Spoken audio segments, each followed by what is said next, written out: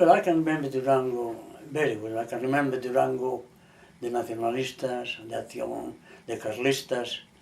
No había falangistas al principio de esa guerra. Eran carlistas y así. Y por mayoría de ellos era gente del pueblo, que no tenía nada de mala sangre para uno para el otro. Esa mala sangre vino con la información y mala información, qué pasa aquí o qué pasa allá o qué pasamos.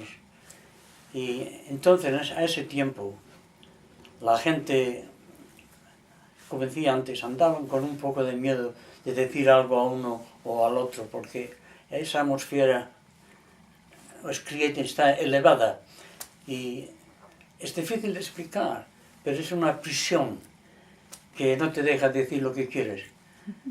Y así estaba el pueblo, así estaba el pueblo. Aunque casi todos eran para el nacionalismo y la República de España para ese tiempo. Muy fuerte. El querer de eso estaba muy fuerte. Y personas de buen trabajo, personas de dinero también. No eran solamente los trabajadores. Eso sería una mentira decir eso.